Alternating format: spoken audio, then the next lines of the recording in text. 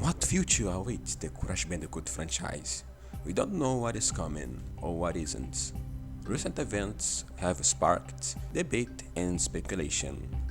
Regardless of which studio develops the next Crash Bandicoot game, we hope that studio does a good job. In this video, we will look at the trajectory of the franchise throughout its history. But before that, we will discuss its identity and why it is not given importance in some games. In addition, we will mention a notable member of the community, Gaius the Raptor. I hope you enjoy the video.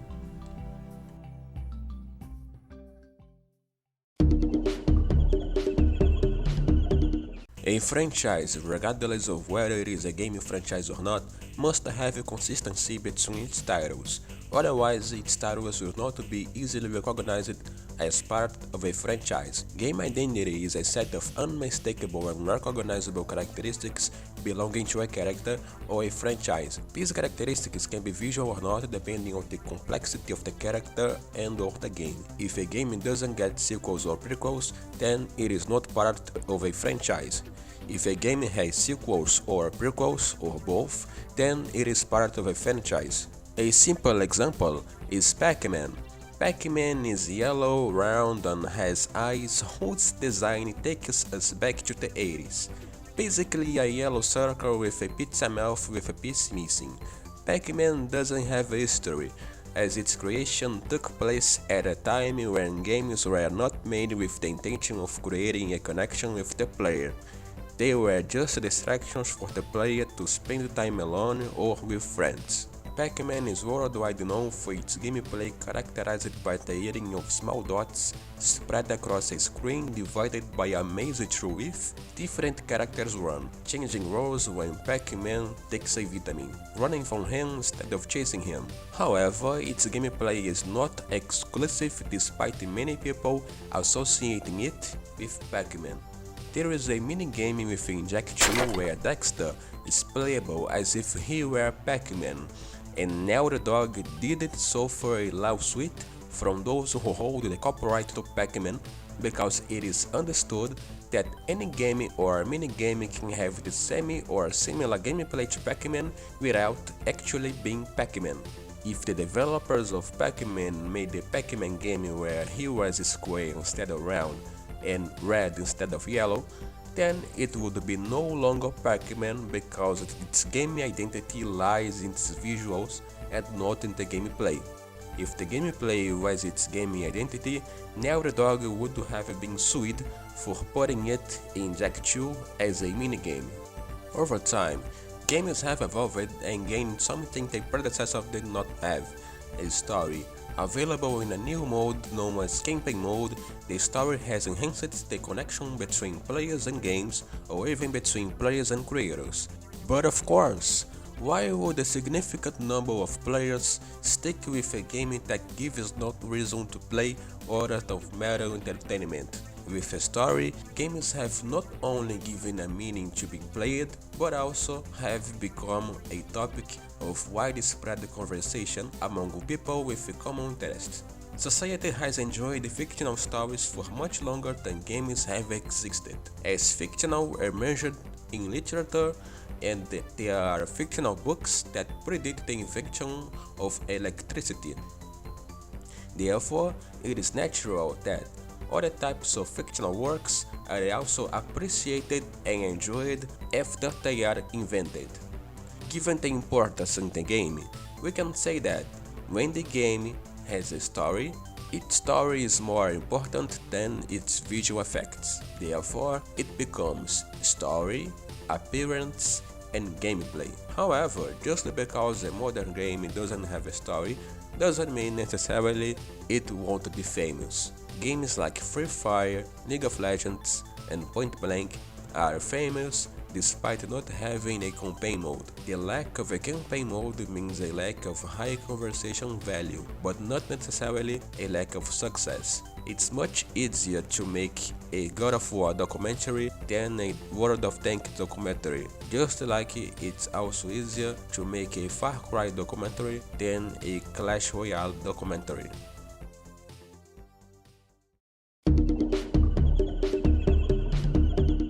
A story doesn't necessarily increase the number of sales or just downloads in case of free games. It gives more identity to the game, making its experience more unique due to the events that happen, the context of these events, the reasons for the player's actions and NPCs, etc. Stories give more originality to the identity of the game, and identity are attributes resulting from the sum of story, visuals, and gameplay. The soundtrack, although not mentioned, is also a relevant factor that goes into the sum.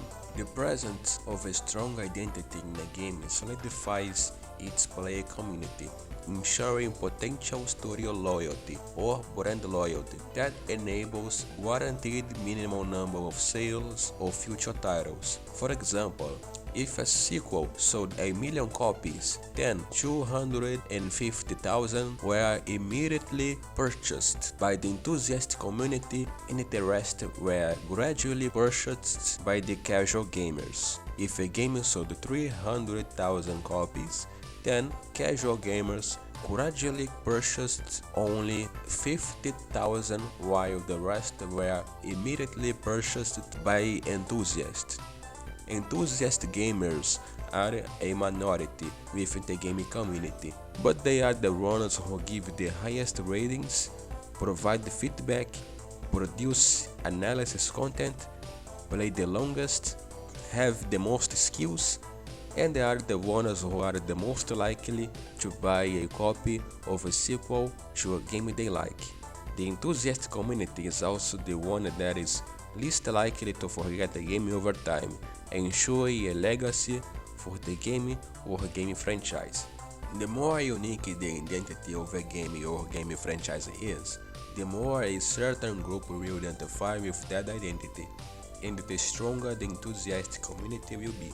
Enthusiast communities also exist in games without a story, but they are more likely to shrink over time, as updates to the game mechanics may displease them enough to cause them to abandon the game.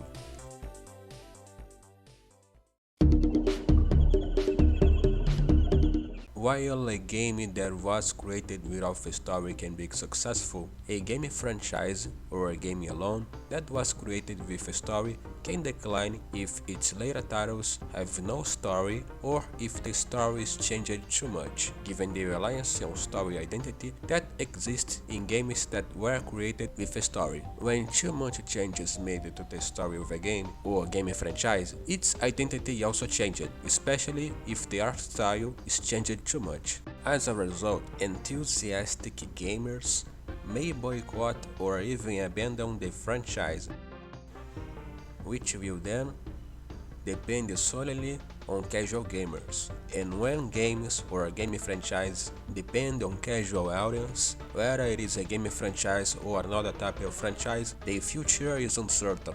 Casual consumers have a wider range of preferences and therefore pleasing everyone is more difficult. If the casual consumer identified a lot with what they consume, they would be not a casual consumer. When those responsible for the franchise seek to diversify the consumer community, the franchise loses its identity and its essence. Fast and Furious is no longer a film franchise about illegal street racing between amateur drivers and semi-professional teams that use modified cars in the tuning style. Fast and Furious is anything but that.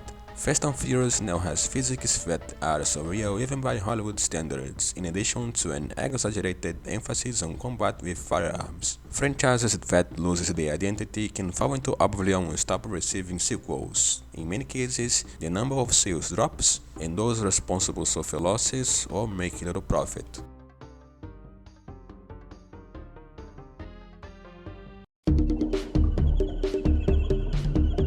Crash Bandicoot, on the other hand, is a complex example.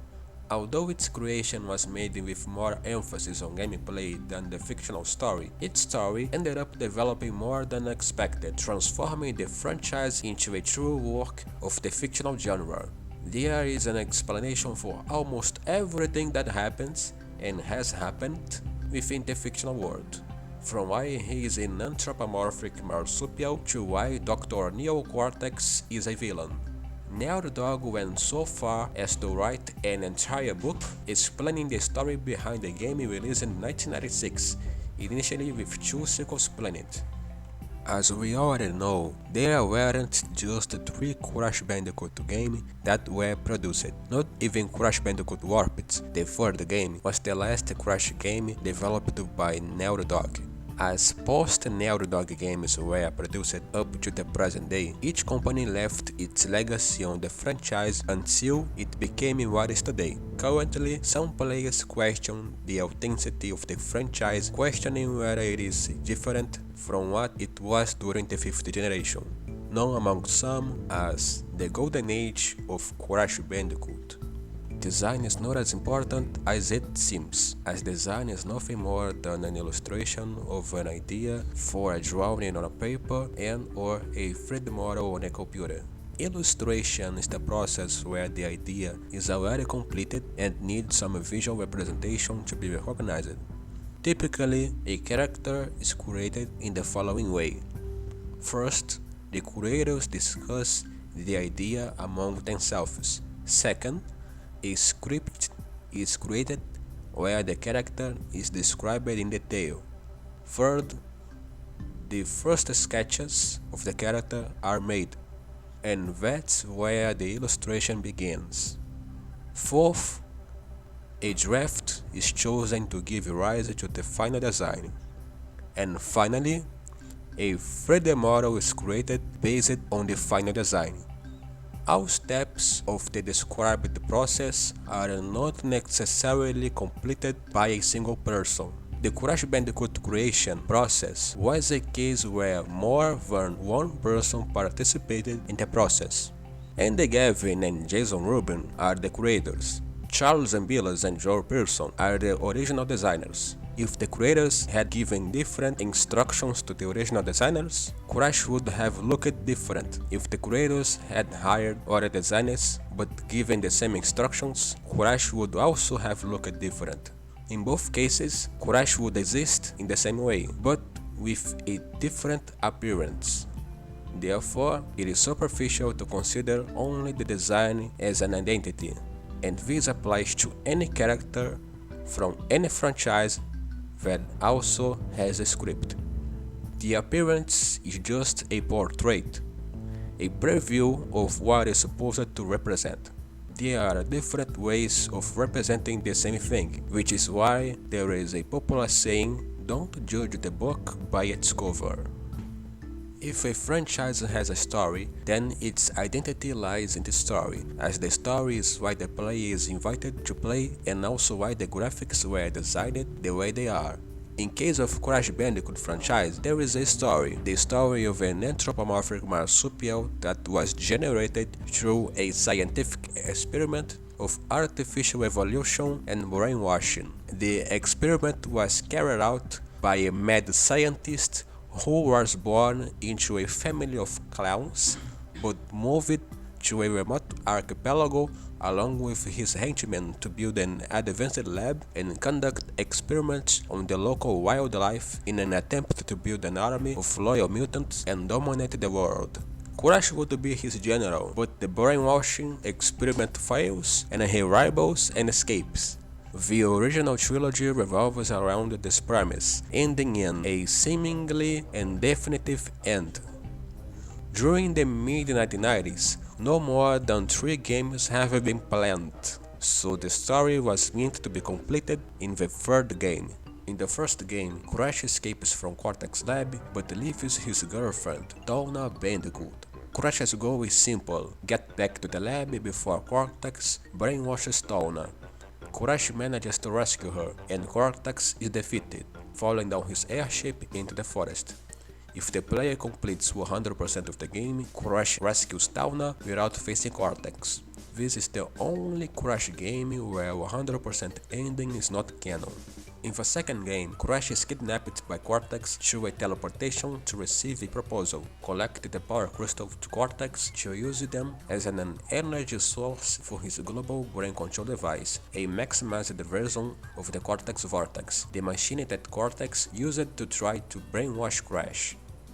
However, Cortex does not tell Crash his true intentions until the end of the game, making him believe that he is actually helping Cortex defeat Nitrous Brio, Cortex's former henchman, who rebelled against Cortex to take over the world. Crash discovers Cortex's true intentions at the end of the game, and they enter yet another battle, this time in space, inside what appears to be a wormhole. Crash chases Cortex to get the crystals back and succeeds. Cortex is defeated once again and goes through a portal that appears to be the exit from a wormhole. At the 100% ending, Crash gives the gems to Nitrous Brio so he can use them in a powerful laser that can shoot into space.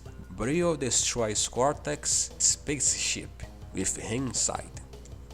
In the third game, the wreckage of Cortex's spaceship is shown falling to Earth, and Cortex survives the fall and meets an evil magical mask that becomes practically the main antagonist of the game. Dr. Neferous Trophy, a time traveler, is invited to join Cortex. Trophy is the inventor of a time machine that allows other antagonists to travel to time to collect power crystals in the original locations. Crash has to collect the power crystal first to stop another plan for world domination. Crash can also travel to time, but through the warp room. In the end, Cortex is defeated again. At the 100% ending, an additional scene appears where Tropy's machine is damaged and produces an ever-widening portal that traps Tropy and Cortex in prehistory in the middle of nowhere. As we can see, the original trilogy revolves around the rivalry between Cortex and Crash. The production document does not specify when or how the story should end or how many games should be produced, so there could be more Crash games if the contract with Naughty Dog allowed it, because there are details in the documents that have not been explored, such as the lives of Cortex before moving or Tauna's personality.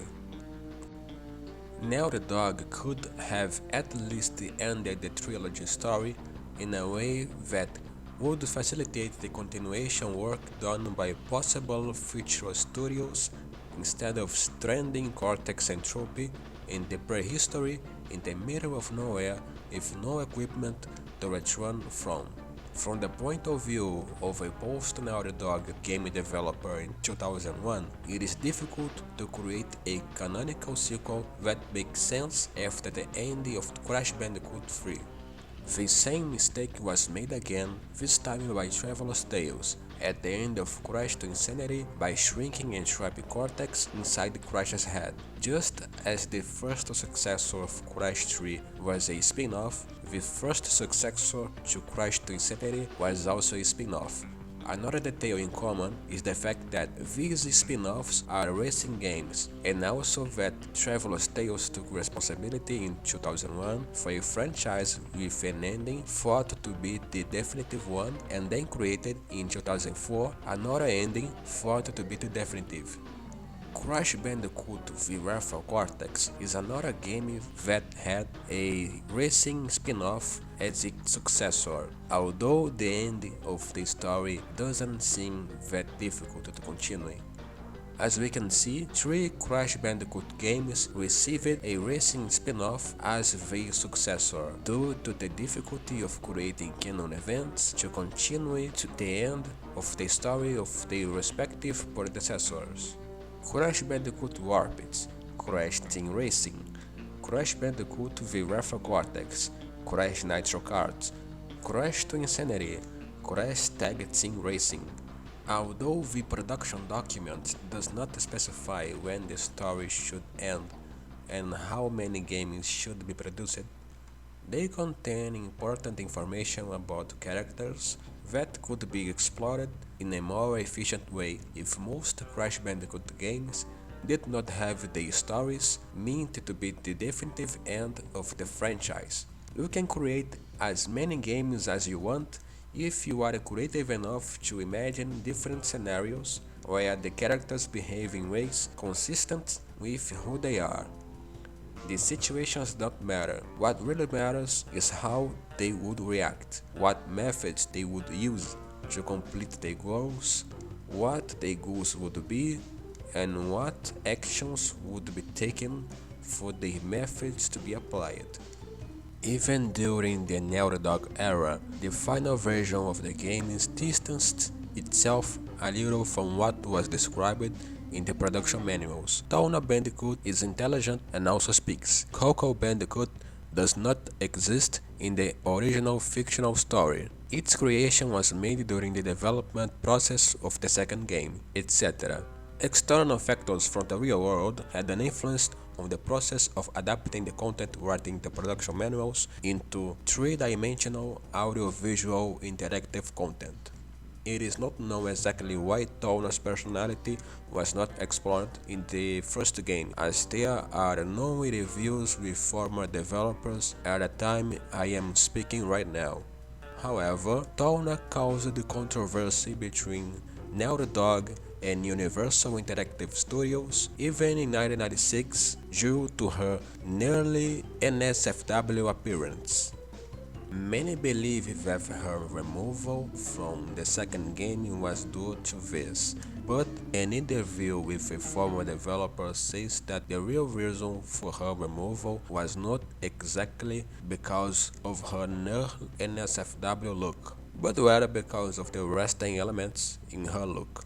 If it weren't for this, the Trophy Girls wouldn't have been created for Crash Team Racing. As we can see, they have the same type of appearance as Tawna, but their eyes are huge, their snoots are short, and their mouths are small. Huge detailed eyes are a typical feature in anime characters. Coco also has huge eyes for the size of her head, while other characters do not, as she was created for the Japanese people. It is true that the final designs were made by Charles and Villas, but her creation and her first drafts were made by Sony Japan. Another Eastern element of her look is in her overalls, an outfit that was fashionable in Japan during the 90s. Many purists who only like the Naughty Dog era of the franchise are actually enjoying an altered version of the original trilogy story. It is up to them to decide which changes are acceptable to be seen as original and which are not. The degrees or intensity of purism within the Crash Bandicoot community vary greatly. Some consider only the Naughty Dog era as the golden era of the games. Others believe that Radical Entertainment destroyed the franchise with the release of Crash of the Titans and Crash Mind of a Mutant, and that all games in the franchise, or at least most of them, released before Crash of the Titans are good. Others consider Crash to Insanity as the best game in the franchise, the pinnacle, and that all games released before To Insanity or after To Insanity are not as good as To Insanity, or even bad. Even adding all types of purists are a minority within the Crash Bandicoot community, despite their huge influence within the community and achieving considerable notoriety. However, what all purists have in common is the fact that they seek to consume only pure content because they believe that something pure exists. In reality, there is no such thing as pure Crash, because the franchise has undergone changes to its original premise since the development of the first game. As previously stated, Tawna went from being a perfect combination of beauty and brains to just being a damsel in distress. In the second game, Crash 2, even Crash's design was changed, both in the game and in the advertisement images. Crash gained an unplanned sister and the levels started to have secret sections. We can say that the production manuals are also draft documents, as the name Crash was not originally planned. But this does not mean that Willy the Wombat was also a planned name, as Wombat was called the working title. Therefore, what we can accept as acceptable changes are the changes that brought positive results to the franchise or built its final identity, while unacceptable changes are the changes that cut content that could have been explored, such as an intelligent tuner. Unacceptable changes are also those that nullify or modify for the worse the positive characteristic of the franchise, even if it came from an acceptable change, such as Coco. Coco is an acceptable change to the franchise, but her design from Crash Nitro Kart isn't, as she began to become increasingly sexualized until reaching its peak in Crash Mind of a Mutant. Coco is a different type of character than Tauna. Those who consider themselves as purists and believe that there is a Crash game that is pure Crash are, intentionally or not, accepting some changes or disregarding their relevance. The closest we can get to pure Crash is what was actually planned in the first version of the production manual, Wombat BIOS, and the future contributions that do not nullify or modify what was created in the previous version. Therefore, not even the first Crash game is pure Crash. The final version of the first game contains changes that discard part of what was planned in Wombat BIOS. The identity of Crash Bandicoot franchise is in what was left of the Wombat BIOS in the original trilogy. There is no way to consume complete content if it never came to practice. From a completely purist point of view, not even the original trilogy should be considered genuine Crash. For these reasons, it is advisable for purists to be moderate with their purism, accepting small changes. The only way to produce a 100% purist Crash Bandicoot game would not be through a sequel, but rather a prequel that coherently integrates all the content of Wombat BIOS and only the part of the future contributions of the production manual that does not contradict what was created in Wombat BIOS.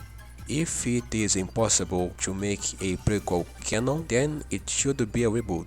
It is not known what the next Crash Bandicoot game will be like, or even if it will even be called Crash Bandicoot 5, but we can say that such a reboot is unlikely. Whatever the next Crash Bandicoot game looks like, it's expected that the characters' portrayals will be accurate, their respective personalities, and the events that have occurred and will occur, in case of a reboot, within the fictional world of the franchise. As for the design, it doesn't necessarily have to be a 1990s design, but rather something that accurately refers to the time. The design of Crash Bandicoot franchise is undoubtedly important to its identity, but its 1990s feel is open to debate. Let's consider two hypotheses. Hypothesis A. Crash Bandicoot's look is a representation of the 1990s. Hypothesis B. The 1990s are a representation of Crash Bandicoot's look. In Hypothesis A, Crash Bandicoot's design is simply a result of a cultural wave that was active during the 90s. The same wave also influenced the design of other works of fiction, such as Ren and Stimpy. In other words, Western artistic culture of the 1990s is the agent and Crash Bandicoot's design is the result. In Hypothesis B, Crash Bandicoot's design is something independent that artistically influenced Western culture in the 1990s. In other words, Crash Bandicoot's design is the agent, and Western artistic culture of the 1990s is a indirect result.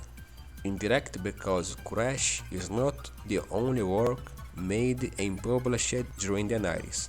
In my case, I defend the hypothesis A without completely disregarding the hypothesis B. Hypothesis A is the main one. while Hypothesis B is the second one. The design of Crash Bandicoot as a franchise, that is, both the characters and the environment, was created by two people, Charles Anguillas and Joe Pearson.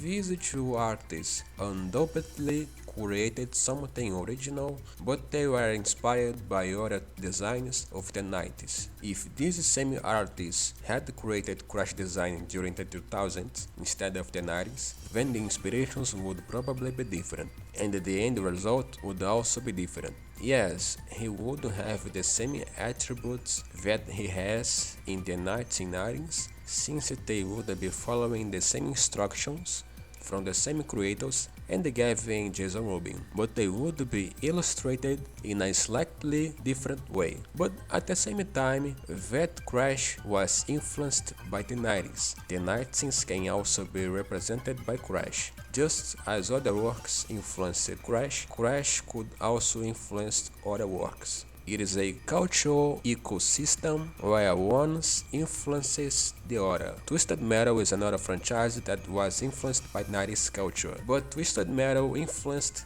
Vigilante 8, another franchise influenced by the 90s culture, and 1970s culture too, since part of Vigilante 8's soundtrack is inspired by the 1970s as well as the entire campaign mode. But what really shouldn't change is the personality of the characters, except in one exceptional and very specific case, character development. What is more important than design is personality. Personality has to do with the story, and the story is the most important thing in Crash Bandicoot franchise. While the story is about the entire fictional world, the personality is about an individual. Each personality was created according to the story, and when the personality is changed, the story loses its meaning. The opposite can also happen. When the story is changed, the personality loses its meaning. The term being in character doesn't exist for nothing. One of the main differences between fictional characters and real people, besides the fact that the former is not real, is that they have a limited range of behavior and thought. If SpongeBob ever stops enjoying jellyfish and quits the Krusty Krab, gets his driver's license, and becomes permanently as grumpy as Squidward, he will no longer be SpongeBob. If Homer Simpson ever becomes permanently smart and responsible, he would no longer be Homer Simpson. Likewise, Dr. Neocortex should be the main antagonist. Crash Bandicoot should be cool, and Tawna should be kind. Fictional characters have fixed roles with their respective fictional worlds. Who would be Patrick Star's best friend? What would be the point of a Homer who was smarter than Lisa? A character's role is not only behavioral, but also representative of values, and the major studios responsible for character development know this.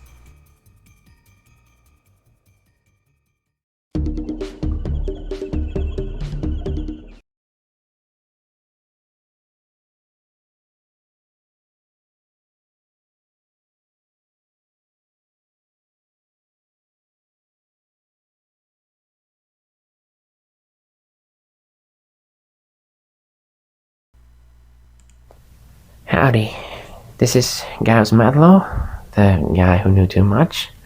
Now, before I get started, pardon my sore throat. I just woke up to record this.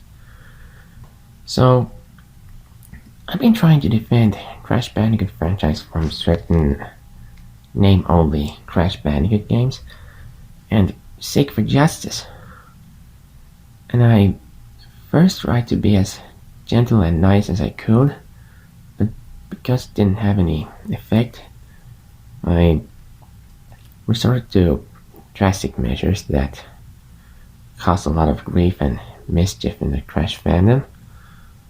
After that, I'm sorry. I especially apologize to Lawton17, Travis the Dragon, Bonnie Gamer, Abdul, Freewexy, and everyone else that I've been in conflict with.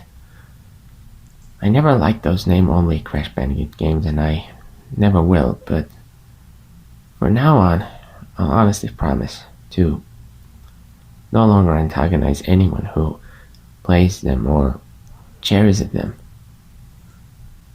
I will also refrain from reporting those people and depicting them dead anywhere, including in my fan games.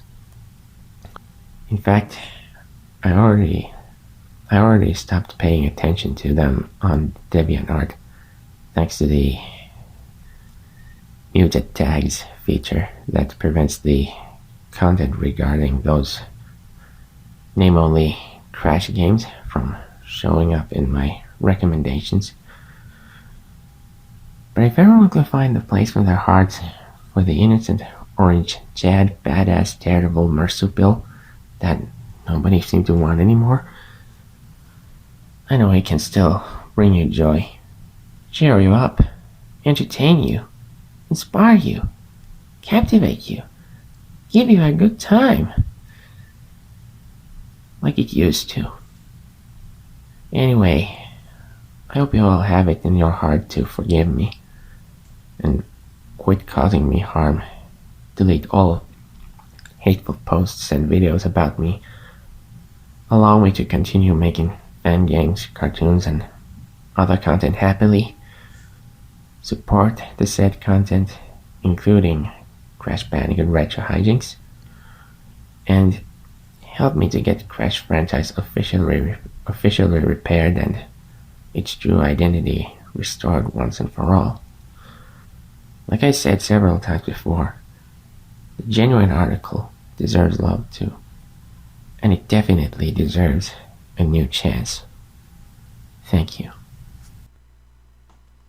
A notorious example of purist is Gaius the Raptor. Gaius is also known as Gaius Metlow or GWKTM. Little is known about Gaius the Raptor other than his relationship with Crash Bandicoot in the community. He lives in Finland but also speaks English, even better than me.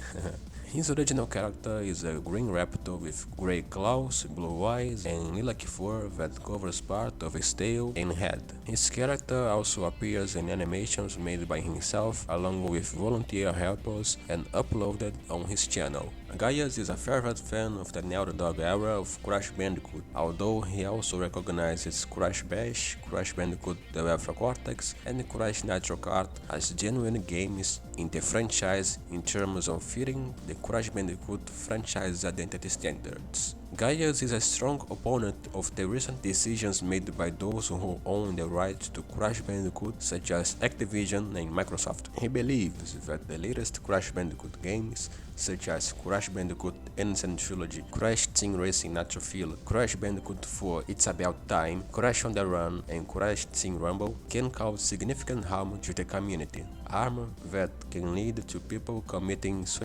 I am not kidding, he believes that Crash Bandicoot fans may commit suicide because of how the recent games crush their dreams and hurt their feelings. People who disagree with Gaius ridicule him. Before I continue with this topic, I would like to state that in face of this quote-unquote war between Gaius the Raptor and content creators who oppose him, I position myself as neutral. I have reasons to criticize both sides. In Gaius' case, the most obvious one is that I do not agree with the way he deals with people he disagrees with. On the other hand, I do not consider his main opponents to be model examples to be followed. Whether you like him or not, Gaius is famous, mainly in the English-speaking countries, but also in Spanish-speaking countries and even in Portuguese-speaking countries, and among some Italians. And why is Gaius so famous? Because since the release of recent Crash Bandicoot games, Gaius has publicly criticized Activision's and later Microsoft's decisions regarding the character's appearance, as well as game's plot, gameplay, and personality. Not even Crash Bandicoot Innocent Trilogy gets his approval, as Gaius doesn't believe that Crash Bandicoot Innocent Trilogy is a genuine Crash Bandicoot game. Unfortunately, his attachment to the Naughty Dog era is so strong that he feels deeply offended by recent games because he sees them as mocking classic games and fans of classic games. In 2017, Gaius started his own project called Crash Bandicoot Retro Hijinks and uploaded a demo video to YouTube on October 1st to show the progress to the public. His goal is to bring back the classic identity of the franchise. Currently, Crash Bandicoot Back in Time is known for being exactly that, a Crash Bandicoot fan game that gives off a 1990s vibe. However, it's worth mentioning that the development of Crash Bandicoot Retro Hijinks started much earlier than the development of Crash Bandicoot Back in Time, which began in March 2023, according to the developers themselves. Crash Retro Hijinks used to contain a virus that deletes Crash Bandicoot Insane Trilogy and Crash Bandicoot 4 from your computer if they are installed. According to Gaius, the virus has been removed. As of this writing, the game is still in development despite the first demo videos being released in 2019. Crash Retro Hijinks is based on the last two Crash games from the original trilogy, but also features some original elements from Gaius, such as its soundtrack, which features a unique instrumental composition reminiscent of the 1980s and early 1990s. Background music typically used in commercials and newscasts from those times. He wants his fan game to replace the current games released from 2017 onwards, or at least for Microsoft to financially support his project.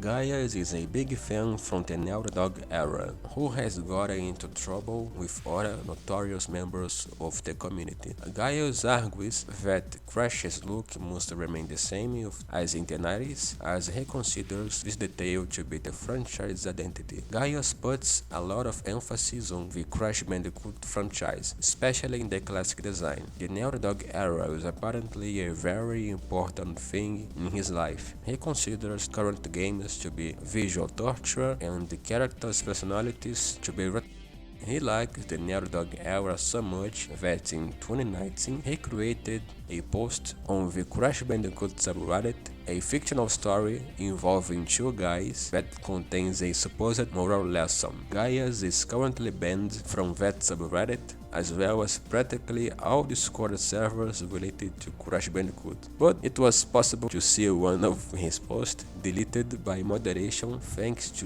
Wayback Machine.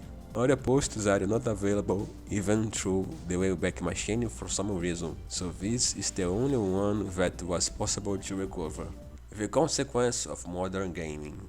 Two fictional subjects, Timothy and Stuart, both fans of Crash Bandicoot and other video games, played classic Crash games and enjoyed the franchise until Crash Tag Team Racing and Crash with the Titans came out. Both also have PCs besides of consoles they use it to play Crash games with. During the absence of Crash the New, Timothy spends his time by playing the old video games, including the Crash ones, and expands his expertise of them, while Stuart expands his expertise of lousy modern gaming and started to think higher specs are always better. When Insane Trilogy came out, Timothy is highly disappointed. It's only a mockery of Crash's origins. Stuart, on the other hand, is unhealthily delirious with joy for classic Crash being back and being quote-unquote polished for 8th gen specs. He became totally blind to all the flaws Insane Trilogy has. Timothy tries to snap Stuart out of it and convince him that it's a screw-up.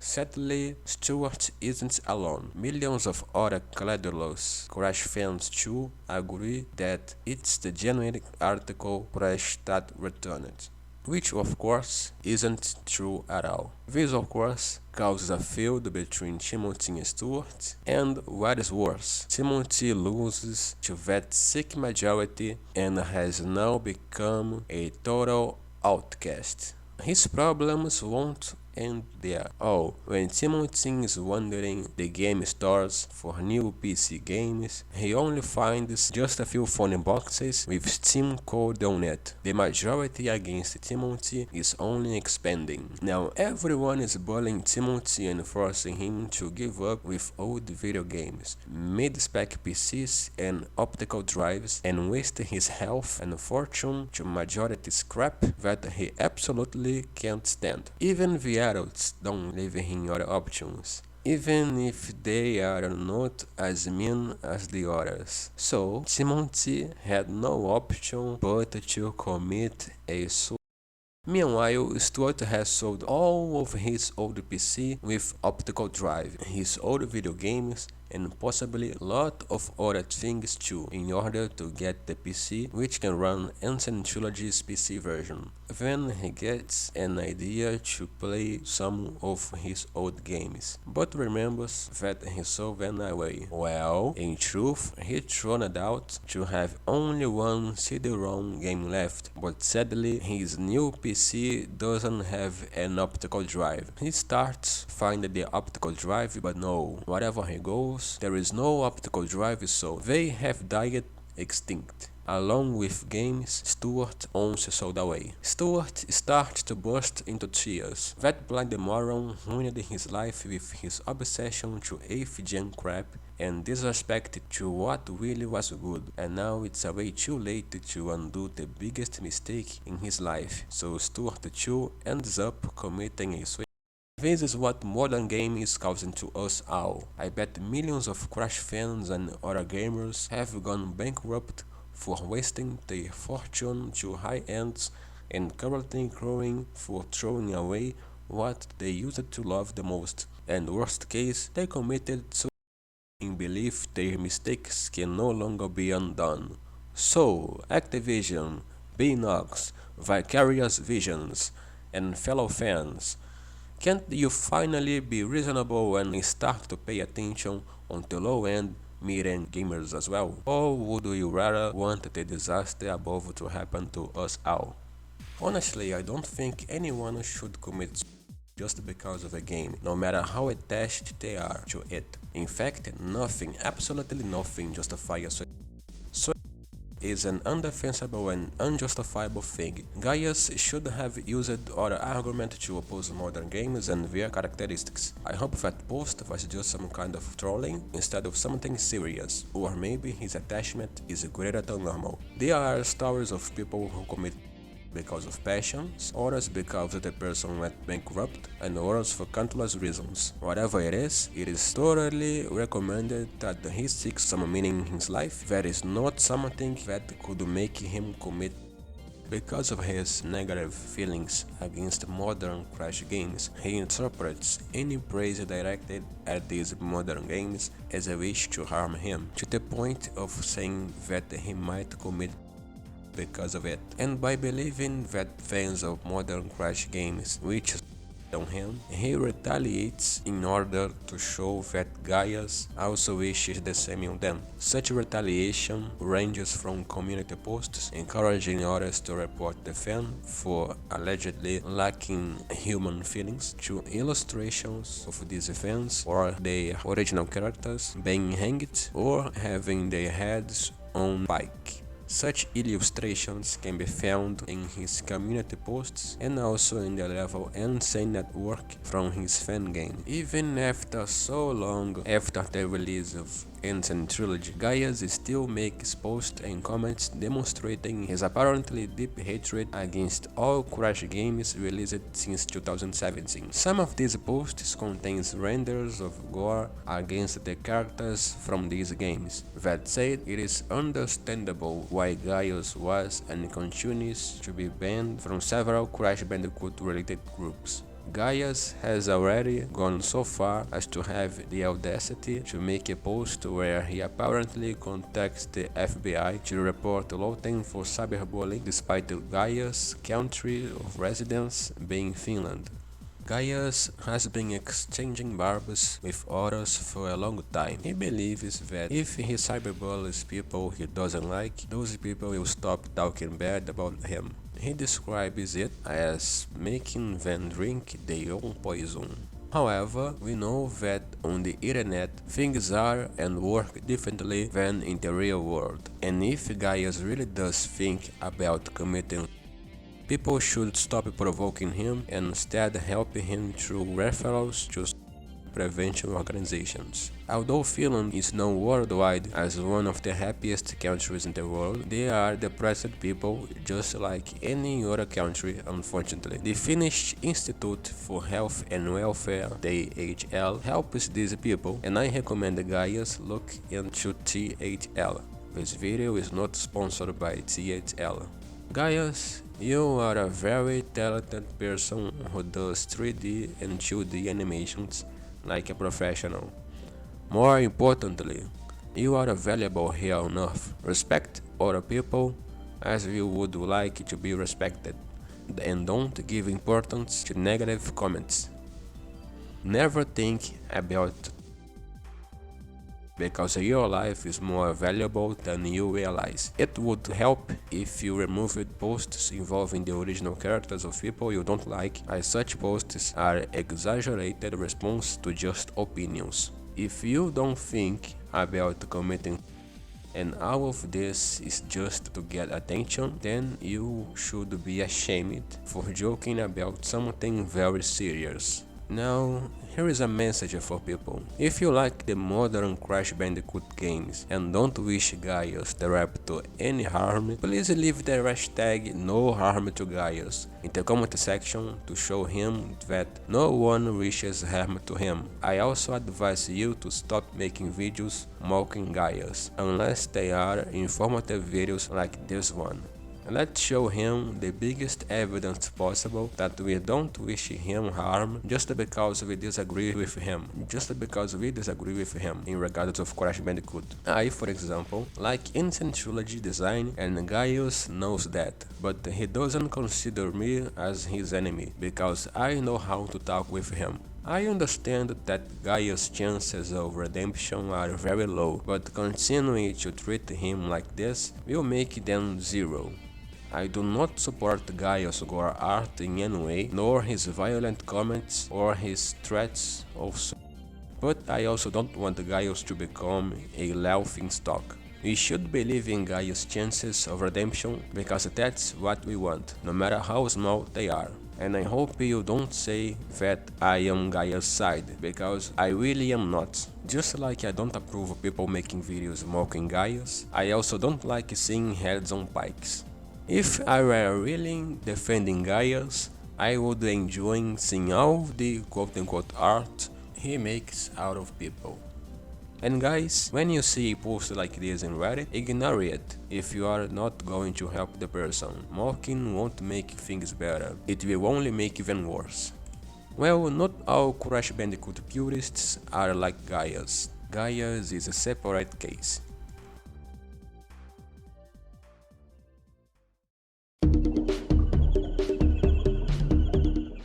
But is the franchise really losing its identity, or is the reason for such criticism just nostalgic blindness? We will analyze the current characteristics of the franchise and compare them with Naughty Dog's official documents. Crash Bandicoot's most recent game is technically Crash Team Rumble. This game, however, is a spin-off. Let's look at Crash Bandicoot 4 as the main focus, and Crash Bandicoot N. Trilogy and Crash Team Racing Nitro Field as secondary focuses, since Crash Bandicoot 4 is the newest main game.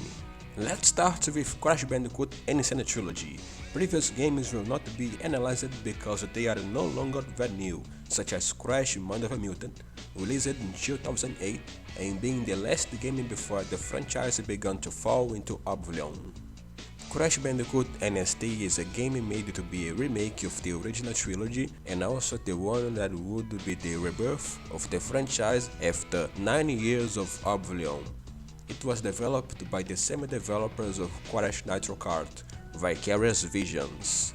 As expected, the recreation of the original games was not done with 100% accuracy for 3 reasons. The first reason is a technical reason. Many of the files from the original games were no longer available or were incompatible with Vicarious Vision's modern tools, and so a lot of things had to be redone from scratch. The second reason is a reason of opportunities, because during the 1990s, not every type of idea was possible to be carried out due to the limitations of the equipment of the time, and developers of 2017 were able to add features that were previously seen as impossible or too difficult to add. And the third reason is a cultural one, because as many things from decades ago would cause controversy if done today. The cutscene animations changed the part where Tawna Bandicoot appears, making her attack the lab assistants instead of being immobilized by them. The third reason also influenced the design of the characters, become more furry and less edgy. Many characters from other franchises were being redesigned to a different art style with the same characteristics as Innocent Trilogy during the mid-2010s and late 2010s. Interestingly, some returned to their classic style in 2019 onwards, while others went deeper into the redesign wave.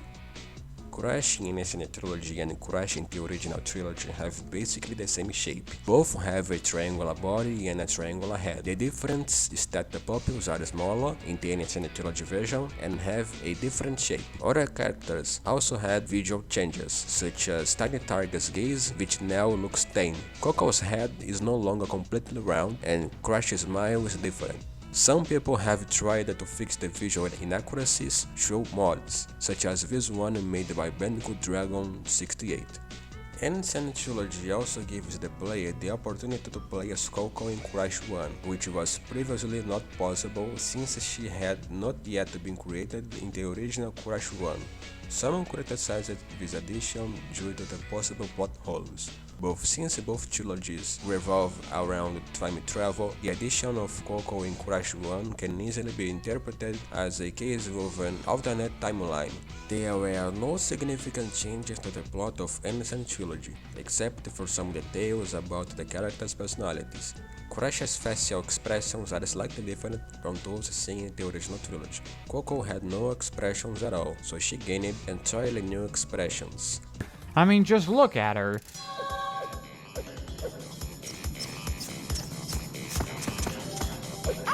Adorable. The idle animations were also changed for both characters. However, her movements in the game are the same as Crash's, which is a downgrade compared to the previous game because she already had her own movements. According to the game's development history, the decision to include Coco as a playable character was made late in the development period, with little time left for her to be properly developed. Since the publishers tended to be reluctant to extend the deadlines, the game was released anyways. It is estimated that Innocent Trilogy's budget was low for a AAA game, which is playing some historical inaccuracies that are notable, especially in the soundtrack.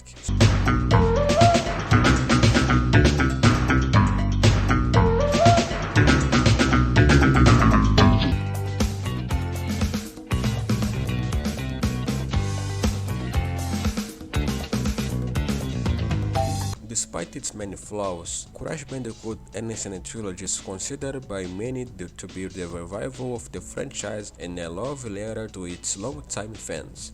Its release made many people emotional, and to this day, its sales remain the highest of the most recent Crash games. Some will say that this has to do with the fact that the game has been available on stores for longer than others, facilitating higher sales.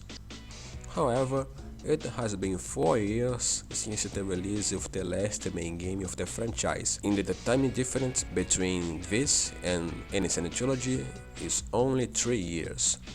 If the most recent game had really been more successful than Innocent Trilogy, its sales number would have at least approached the number of sales of Innocent Trilogy instead of being 4 times lower. This game will be mentioned soon. Ancient Trilogy, despite its inaccuracies, at least it tries to be a trilogy that follows the franchise's identity standards. 2 years later, another Crash Bandicoot game was released that has the same premise, being a remake of an old Crash game. Its name is Crash Team Racing Nitro Fueled.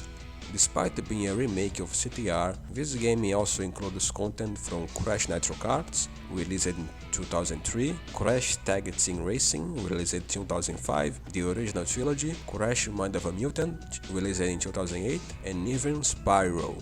In addition, characters that previously had little or no personality gained unique personalities, such as the lab assistant Tona and the trophy girls from the original CTR, who became known as the Nitro Squad. In addition, each character has numerous different skin options, in addition to the option of being placed in different cars, which in turn can have different colors, different stickers, different wheels, etc. The story within CTR Nitro Fueled is the same as the original CTR, despite the extra content. It is also possible to play online. As with Ancient Trilogy, CTR Nitro Fueled has some inaccuracies but was still received as a well-made remake by the community upon its release. CTR Nitro Fueled uses the same three-dimensional characters from the previous game, although some minor changes have been made. If you still believe that Ancient Trilogy and CTR Nitro Fueled do not fit properly within the franchise identity standards, prepare yourself because the worst is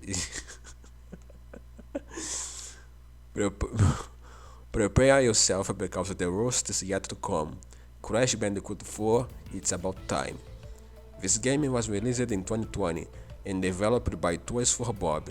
This is the same game that would be mentioned later, and now it is. Crash Bandicoot 4, or simply Crash 4, is set after Crash Bandicoot Warped and before the 6th generation games, which is why Crash 4 has 4 in its name. Toys for Bob's goal in developing Crash 4 was to bring new experiences to players by restructuring the gameplay and game mechanics and redefining the character's art style as well as their personalities and roles.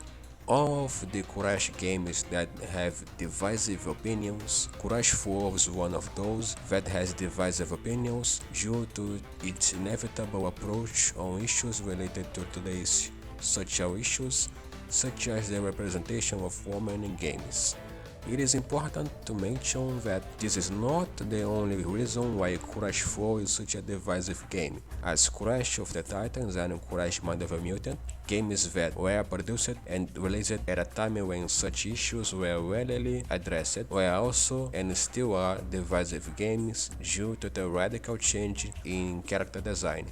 The design changes made in Crash 4 compared to previous games are not as radical as the design changes in Crash of the Titans and Crash Mind of a Mutant. It depends on which character we look at, but they are still notable enough to divide opinions as well. Since it is a game that was released 4 years ago, I assume that you have already played, or at least watched videos of the cutscenes. But it doesn't hurt to give a spoiler alert, because I will tell you the plot. Spoiler alert!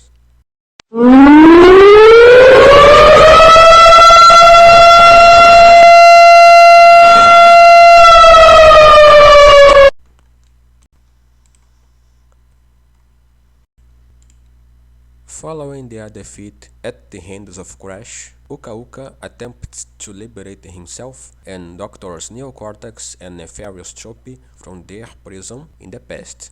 His latest effort rips open a hole in the fabric of the space and time and causes him to pass out. Cortex and Choppy swiftly escape, abandoning Uka Uka. They discover that the rift links their universe to the rest of the multiverse and decide to make use of it to conquer all dimensions. To ensure success, the pair create the Rift Generator, a generator capable of opening other space-time rifts, and recruit aid from Doctors Engine and Nitrous Brio to provide an army in anticipation of the enemy's interference. Aku Aku, Uka Uka's twin brother, senses a great power emanating from Insanity Island Central Peak and urges Crash to investigate. Crash's exploration leads him to Lenny Lowly, whom Aku Aku recognizes as one of the Quantum Masks, 4 ancient witch doctor masks that have great power over space and time and who only appear if something has opened up the multiverse. At Lenny Lowly's urging, Crash and his sister Coco follow him through a rift as he explains that they needed to find the other 3 quantum masks across the multiverse to seal the rifts. During their adventure, Crash and Coco meet an alternate version of Tawna, Crash's old girlfriend.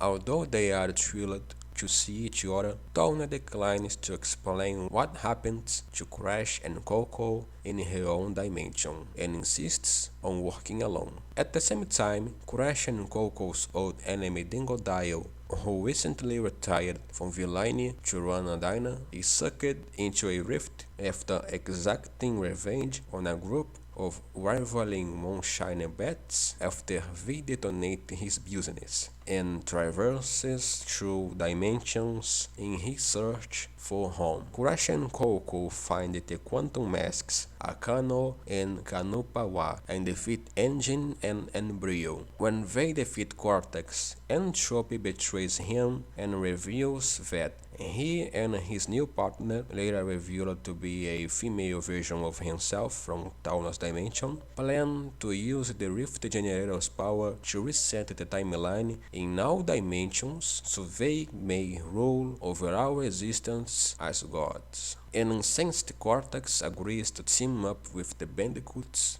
and the 3 rescue the last quantum mask, Ika Ika.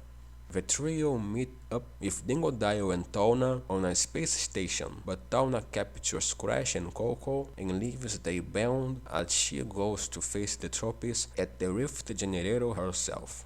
After Dingodile and Cortex free Crash and Coco, they happen upon Tawna struggling against the female Trophy, who insultingly reveals that she killed Crash and Coco herself in Tawna's dimension. After the trophies are defeated, the quantum masks destroy the Rift Generator, sealing all the space-time disruptions. However, following a celebratory trip to a futuristic city, Cortex betrays the group and kidnaps Kupunawa. He uses her power to travel back in time to 1996, the year of his original bid for world domination, in an attempt to avert Crash's creation. Ultimately, he is unsuccessful in both convincing his past self to abandon the experiment and killing the present Crash, Coco and Aku Aku, who followed him from the future. As the quantum masks banish him to a remote corner of the universe, the past Cortex proceeds with the experiment, preparing to brainwash the past Crash with the Cortex Vortex. The present Crash accidentally destroys the Vortex's power source, causing it to malfunction and reject his past self, thereby ensuring his own creation. Dingodile rebuilds and reopens his diner. Cortex relaxes on a beach and enjoys the peace and quiet, and Crash, Coco, Tawna, Aku Aku, and the Quantum Masks play video games at their home on Insanity Island. Following an epilogue narrated by Crash detailing the fates and whereabouts of the game's characters, Cortex's relaxation is interrupted by the sudden appearance of Uka Uka. There are a few plot holes in the story that are worth mention. For example, what is holding Tawna in that cheap mast? And why are there so many contradictions between alternative dimension and time travel? Pauria 695 shows it better. So what's another gimmick that we can give to the game's aesthetic that's kind of in line with those kinds of ideas? And you know, with like time, space, and all that kind of stuff, multiple different dimensions kind of makes sense. But what I find odd is that this game is doing time travel and multiple dimensions at the same time. Because you have the different worlds that you go to in this game, and I guess they're supposed to be different dimensions, but in a lot of cases, it doesn't really feel necessary for them to be different dimensions. Like, nothing about them really speaks to me as, like, an alternate dimension. They just seem like places that could very easily fit in the normal Crash universe. For example, the pirate levels, it's just like a pirate-themed environment. Like, this is no different than just going back to the pirate age and just having levels there like we already did in Crash 3.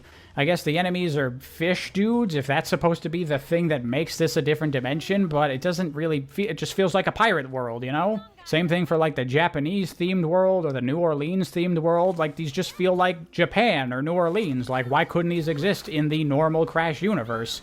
They just don't. And then you have something like the dinosaur-themed level, and it's like, this was literally an exact level theme that existed in Crash 3, a game about time travel. Is this time traveling? Are we just going back in time? Or is this a different dimension also in the dinosaur period? But I don't know. It's very unclear. It's very weird to me. Like, is this game doing time travel or is it doing alternate dimensions? Well, it's kind of doing both, sort of, at the same time, I guess, but it's weird and it doesn't really make any sense. I'm very confused about things. And then another thing is that personally, I am so fucking done with alternate dimensions. So much crap these days is doing alternate dimensions, and I just never want to see that shit ever again. So I'm just inherently not a fan of the premise that this game is going for, but even within that, it doesn't even really fully utilize the alternate dimension stuff. Like, you almost don't even encounter, like, alternate dimension versions of familiar characters or stuff like that. You know, the obvious things that you do with an alternate dimension, this game just doesn't do that stuff. You don't run into, like, an alternate dimension Crash or Coco or Cortex or any of that, and I just find that to be very weird. There is a part where Cortex is interacting with an alternate version of himself, but it's due to time travel, not alternate dimensions. So it's like, what was even the point of this whole alternate dimension thing in this game if we don't even really utilize it? There is the alternate universe entropy, but that is the only example of that in the whole game. The only thing that really comes out of this alternate dimension stuff is the alternate version of Tawna that was created for this game. As for design, Crash gained long, thin shoes with a vibrant red paint job. His pants were given a light blue tone and the strings were removed. His fur lost its realism, gaining a more yellowish-orange tone, and his mouth became wider. His waist became very thin, his ears became huge, and his snout was curved upwards. His mohawk became reddish, and the green tone of his eyes was changed. One of the few similarities between this design and the previous design is the gloves that apparently have no significant changes, and the shape of his pupils that resemble the shape of his pupils in Crash 1 of the original trilogy. Here we see that there is no technological difference that justifies a new design change, since the Ancient Trilogy was released only 3 years earlier than Crash 4. If Crash 4 was released, for example, in 2047, then the technological difference would be so great that a historically accurate recreation would be very difficult. What we see is a change in design philosophy, from realism to cartoonism. Some people say that cartoony is something that was already used in Crash design since the 90s, which is true, as there was clear inspiration from Looney Tunes and other cartoons from the 90s during the creation and development process of the original trilogy. In fact, the creators themselves admit this. Coco Bandicoot also underwent aesthetic changes. Her head became larger and flatter, her hair gained a new hairstyle and a whitish color, her body became quite thin, and her forearms became thicker than her arms. Coco now wears a pair of glasses or goggles, depending on where you live, that always sit on her forehead. One of her ears now has an earring, her right wrist now has a bracelet. Her clothes are still vet overalls, but of a different model. On her waist there is a pink belt with a large buckle, and of this belt there is a handbag. Her eyes are now cyan, and her teeth are less realistic. Her iconic pink laptop was removed, making way for a tablet. As happened with Crash, her fur lost its realistic appearance and gained a more yellowish-orange color. These four changes were made to all the bandicoots in Crash 4, and the cartoonish style was added to all the other characters and most of the environment. And I say most because some part of the environment look like this. But without a doubt, the character who underwent the most noticeable design changes is Towna Bandicoot, who received special attention from the design and writing team according to the game's development history. Towna Bandicoot came from an alternate dimension where she escaped from Dr. Neocortex's lab on her own instead of being rescued by Crash. Towna gained a blonde mohawk with blue highlights and a cyberpunk outfit that has so many accessories that mentioning them now would take up a whole new chapter in this video just for that. She has ears that are even bigger than Crash's ears and a curved body. Despite all the accessories, she doesn't wear lipstick. This design of Towna is known within the community as Auto Towna. She is still the subject of debate to this day. It's even funny how some of the defenders of her redesign say that before the redesign she was sexualized, while the current design is also sexualized, albeit in a different way. The shape of her body is sexualized, especially the way the camera focuses on Towna from time to time. It would be naive of me to say that classic Towna isn't sexualized, but it would be also naive of me to say that Auto Towna isn't.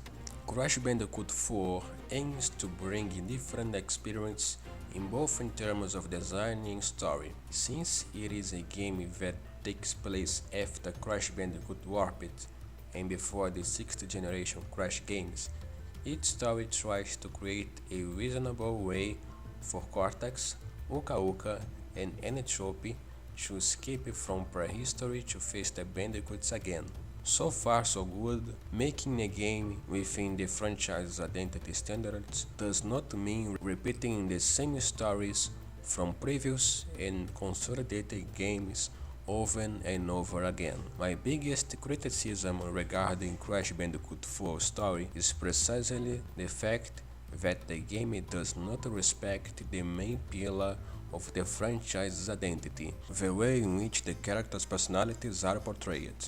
One thing that has been happening with characters lacking intelligence is a process of bestialization initiated by recent screenwriters. It happened with Patrick Star, it happened with Homer Simpson, and it is happening with Crash. Just because a character is funny and lacking intelligence does not necessarily mean that he should be as silly as possible. Crash is simply the clown of the game the whole time. It is as if he were only there to be a mocking and infamous character. Coco is more of a new protagonist than a secondary character, as the cutscene show. She is too proactive for someone who is supposedly a secondary character. Another point to be mentioned is that her attitude of being bothered by Crash's behavior is visible, since she has had this attitude since the original trilogy, and this is something common among siblings. However, the number of times she shows this annoyance is higher than expected. The problem is not her attitude of being bothered by Crash's behavior, but rather the number of times she is bothered. The change in her voice actress is also a negative point for her iteration, as well as her movement animations that show different mannerisms, something that did not happen only with Coco. Pauria695 explained this part very well, and I agree with his explanations. One other thing I found weird about the story is that Crash and Coco in this game are treated as equals, totally equal. Coco's not like a sidekick anymore or anything like that. You can play the entire game as Coco if you want, and I think that's really cool.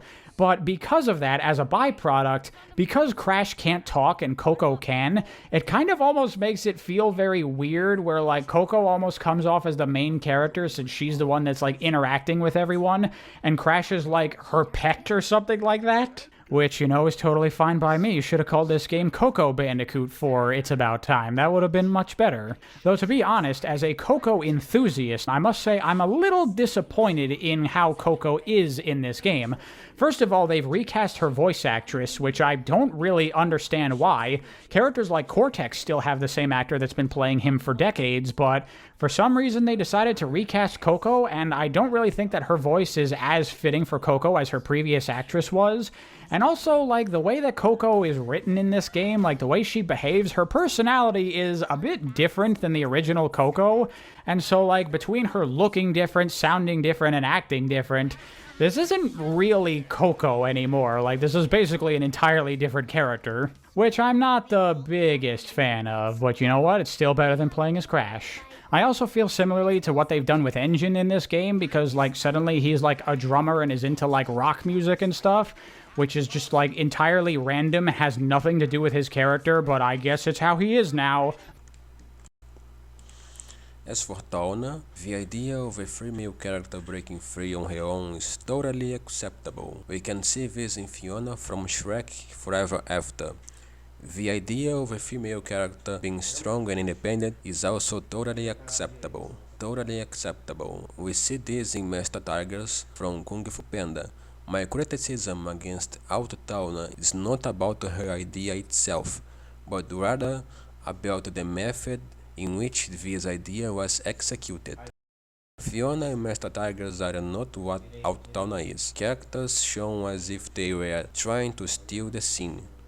But the original Tawna isn't even in this game, so this could have just been a brand new character, and it would not have made any difference at all. And can I just say, I really do not like Tawna's design in this game. Why is it that so many game developers feel that the only way to make a quote-unquote strong female character is to give her a dyed mohawk? This is a really fucking stupid trend in games that I am so sick of.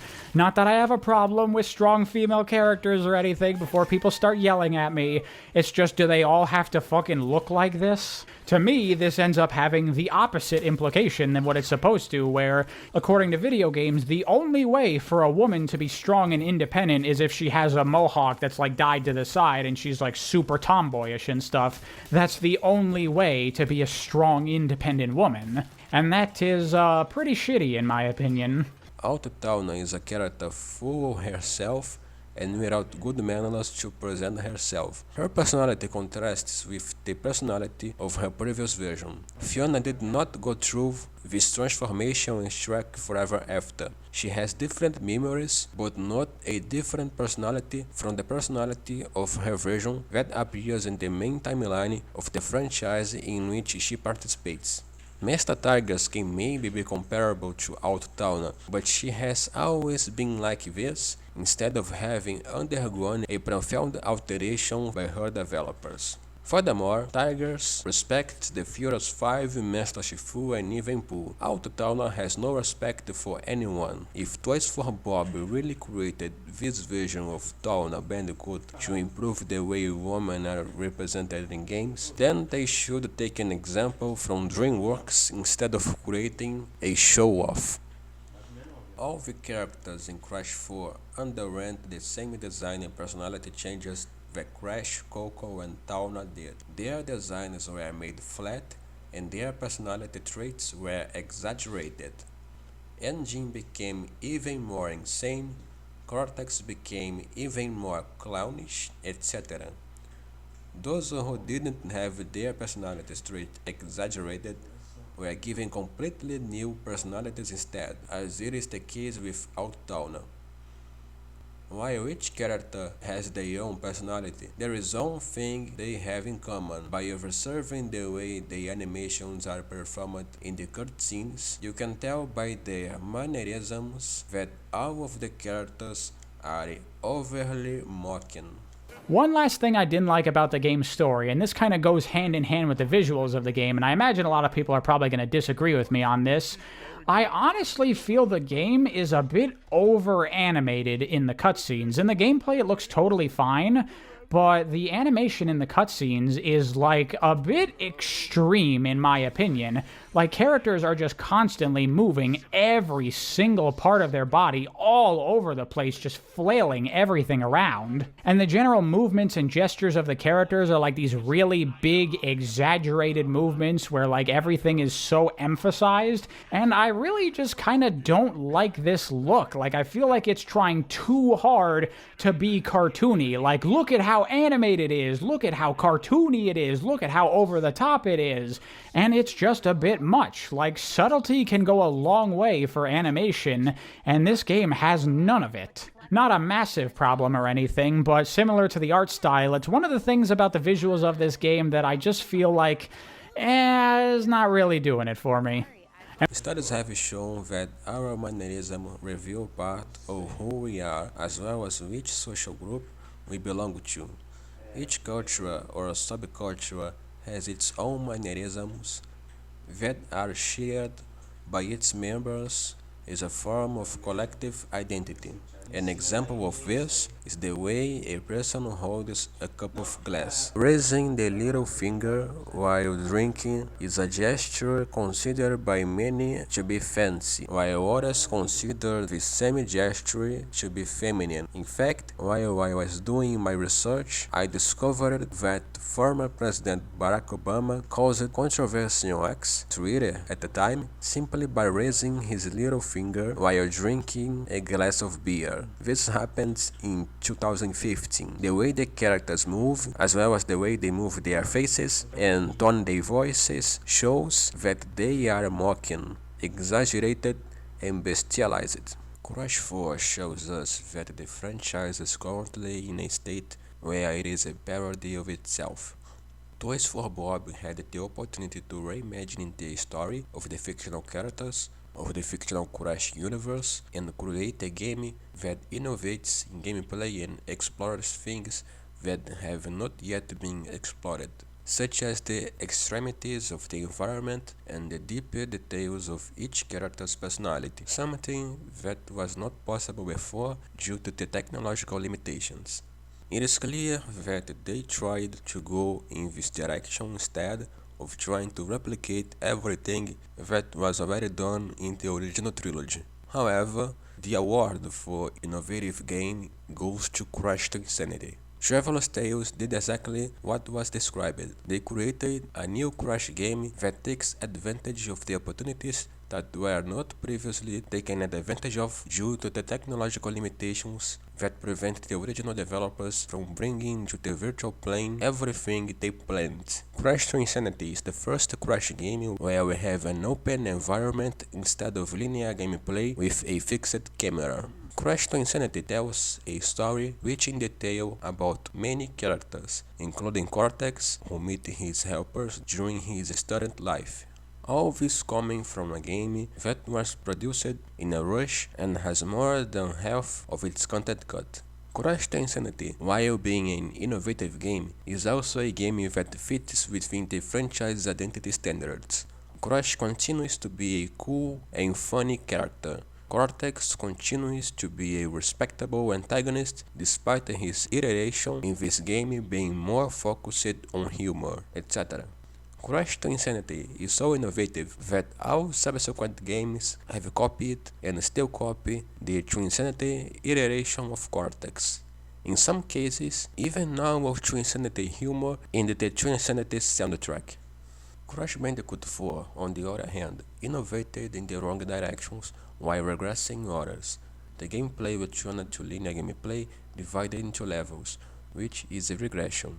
Character iterations were created inaccurately to the original personalities, which is an innovation in the wrong direction. Crash 4 tries to replicate what To Insanity is, trying to be the revolutionary of the 2020s, just as To Insanity is the revolutionary of the 2000s. Crash 4 is, in fact, too big a deviation.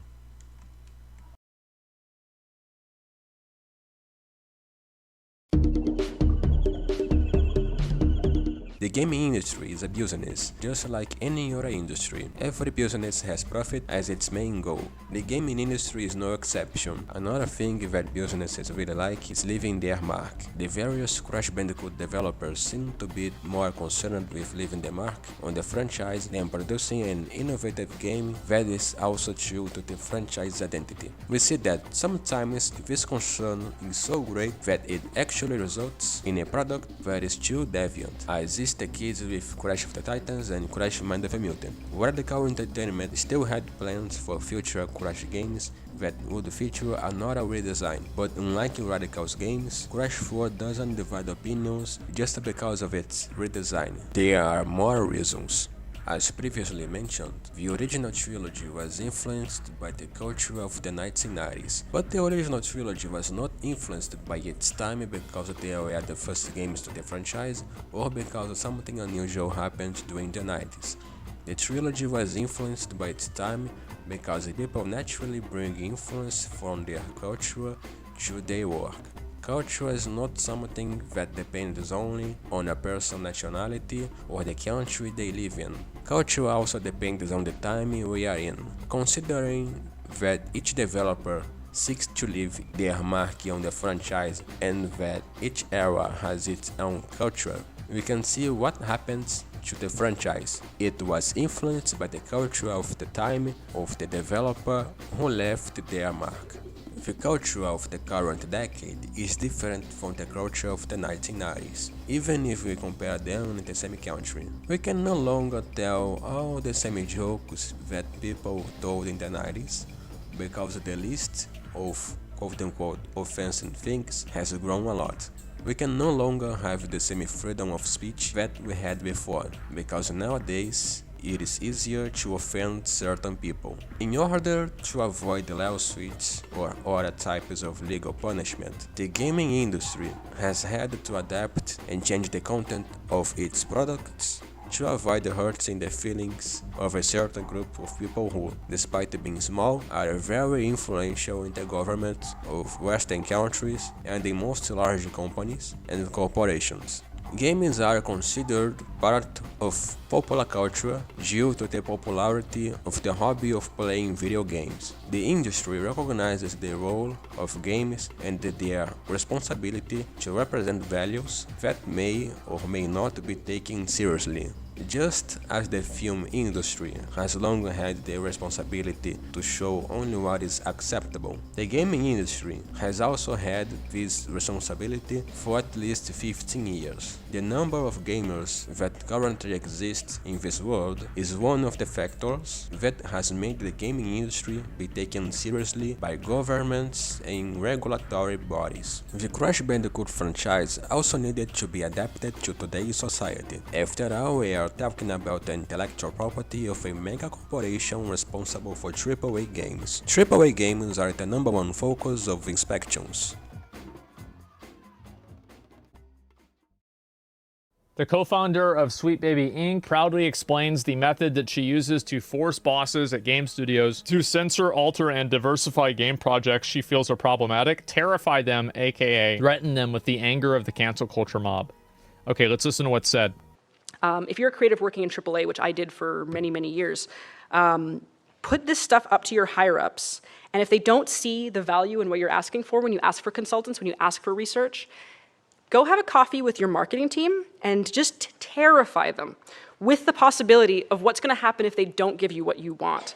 Right, and so let me explain really what that terror is. 5 tweets that go viral, and then nobody actually cares after that. And I'll give some examples for that. So number one, Final Fantasy XVI was criticized tremendously because it didn't have representation of different races, and the game was massively successful. Another good example is Hogwarts Legacy. Like, based off of the feedback and the information that was online, probably was like half the game killing gay people. I mean, it has to be, right? But whenever you play the game, you know that's not the case. And on top of that, it was the best-selling game last year. It sold like 20 million copies. So if they're trying to terrify these media and these marketing teams, cancel culture mobs and people getting angry on Twitter don't mean anything. It's just completely vapid garbage. It's vapid hot air. There's like a genuine value that you can impress upon them, both ethically and financially. You could say this is important, and it's also original trilogy presents social issues that were not taken as seriously in the 1990s as they are today. The only female characters in the franchise who were developed by the original creators are Tawna and the Trophy Girls, later renamed to Nitro Squad. Not to mention Coco Bandicoot. Tawna does not have a significant role in the original trilogy, although much was planned for her in the Wombat Trials. Her iteration places her as a type of female character called Damsel in Distress, a character who appears only to be rescued. Ancient Trilogy shows Tawna in a different way during the first cutscene, in which she appears. Instead of being immobilized by Cortex lab assistants, she show fighting them and even knocking some of them down. Tawna, in the original trilogy, is now voiced by Debbie Derryberry, the same voice actress as Coco, albeit with a different voice. Coco Bandicoot is Crash's younger sister and also the co-protagonist of the franchise. She helps Crash with her intelligence, establishing a kind of balance. Unlike Tawna, Coco is completely SFW. However, between 2003 and 2008, her appearance was sexualized by her designers. Fortunately, her visual decency has been restored in recent Crash Bandicoot games. The Trophy Girls from the original CTR are a quartet of female announcers who present trophies to the winning racers. Megumi Bandicoot is Japanese and has blue hair. Amy Bandicoot is Australian and has green hair. Liz Bandicoot is British and has purple eyes. Isabella Bandicoot is Italian and wears a blue racing suit with white stripes. They also appear on some CTR posters and in the game's credits, along with small texts that tells about their fates. The CTR remake made them playable characters and gave each of them more personality. Tawna is sometimes included in the quartet, making it a quintet for symbolic purposes only. The name Nitro Squad was added as a replacement for Trophy Girls due to the connotations that the later name has. Because they were transformed into playable characters, Tawna and the Nitro Squad received different skins and voice lines that is played according to the moments of the races, and parting animations that vary depending on the skin equipped and whether the player won or lost the race. Back in 2000, the year in which Crash Bash was released, Eurocom, the first post-Neurodog development company, had the idea of increasing the number of female characters in the game. Willa Roo was originally going to be a female kangaroo, but this idea was scrapped due to the concerns about how a game where female characters would get hit would be. I wonder why they allowed Coco to participate in the first place, since that was really the concern. Crash Bash is the second spin-off game in the franchise at the time, as well as a party game. In 2001, it was Traveler's Tales' turn to add female characters. An alternative version of Coco Bandicoot, called Coco Bandicoot, was created, but due to the short-time development of Crash Bandicoot The Wrath of Cortex, the idea had to be discarded in order for the game to be released on time. Contrary to what many people think, the development of Crash Nitro Kart did not begin with Vicarious Visions. Initially, the game was to be fully developed by Traveler's Tales, but the project was taken out of Traveler's Tales' hands and handed over to Vicarious Visions during its development by Universal Interactive Studios. One of the ideas that Traveler's Tales had for Crash Nitro Kart was the inclusion of Nina Cortex as a playable character. Yes, Nina Cortex was created by Traveler's Tales to be included in Crash Nitro Kart. Vicarious Vision, for some reason, did not take advantage of this idea. Fortunately, Traveler's Tales was able to leverage this idea during the development of Crash to Insanity, because they were the ones responsible for developing the game. They also created Madame Amberly. Radical Entertainment created Pasadena Opossum. For some reason, she was only included in Crash Tag Team Racing. They also created Scorporilla, who was included in both Crash of the Titans and Crash Mind of a Mutant. One of the problems with Crash 4 is not Toys for Bob's attempt to give more prominence to female characters. You are hearing this from someone who used to watch Totally Spies. My criticism of the subject is not about the idea itself. is about the execution of the idea. Just because an idea is good doesn't mean that every possible execution is also good. Anyone with a good idea should choose the best possible execution for the idea, otherwise the potential may be wasted. Toys for Bob not only failed to create a iteration of Donna where she is more proactive without being inconsistent with her original version, but they also failed to remove her from the reputation of being overly sexualized.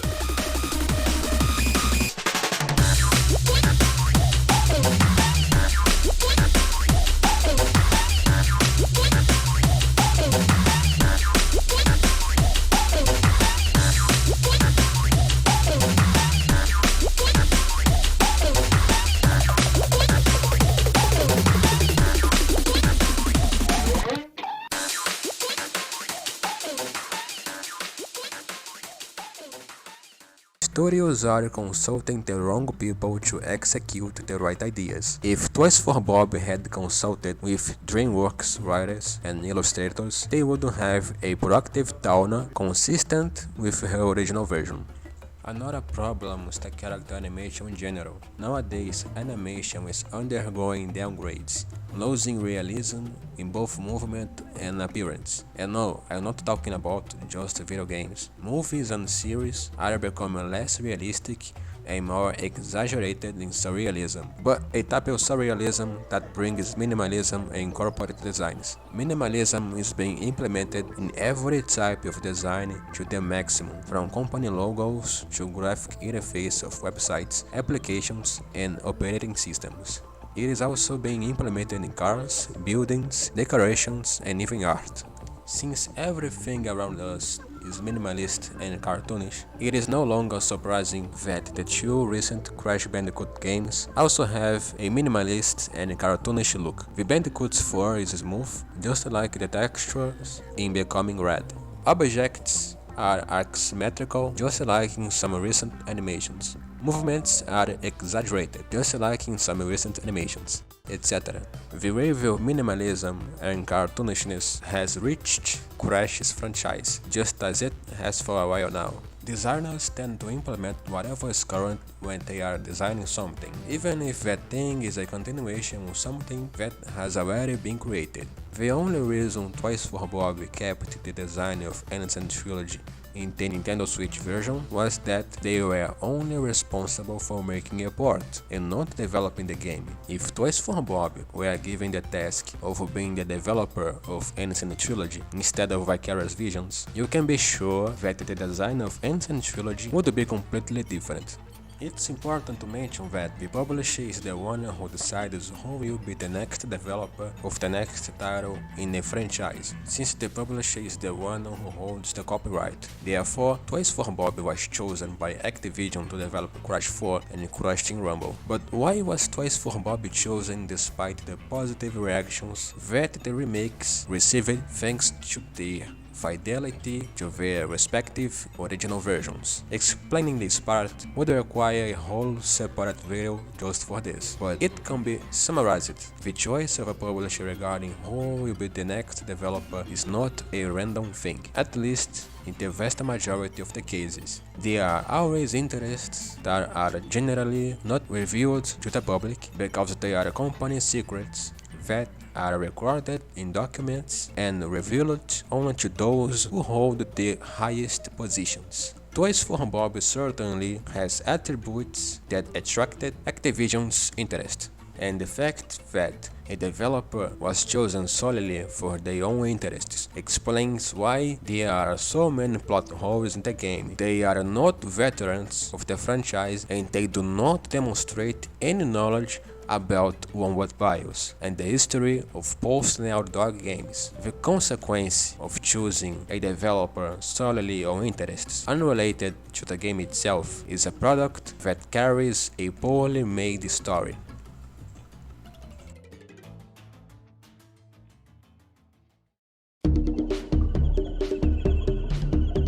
Nostalgia is the idealization of a past that never existed. Our brain does not usually accurately recall the pain and other bad things for the past and other bad things from a memory about a specific time in the past because it is part of its protective function to focus only on the good things and sometimes even exaggerate them. Nostalgia can also be involuntary, such as when we observe something that automatically makes us remember the past and feel a positive feeling coming from the memory. Another reason that makes people neglect problems from the past is the fact that many of them are remembering memories from their childhood, a time when their lives were simpler, and from there they project onto the world of the past the visions of their life in the past as if the whole world were as good as the childhood of the person who is remembering. And one of the many things that can trigger feelings of nostalgia in people, either directly or indirectly, are the video games. Games that trigger feelings of nostalgia tend to be overrated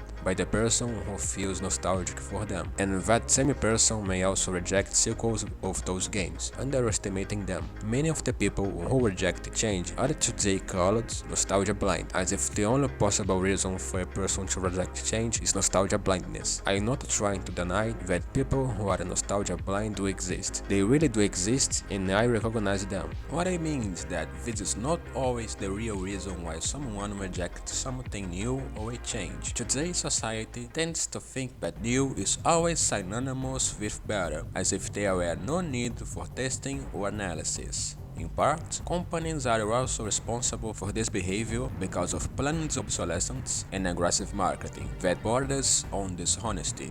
But the blame is mainly on us for allowing this type of economy instead of boycotting it. This behavior I refer to is called consumerism. Today's society is consumerist, and this is nothing new.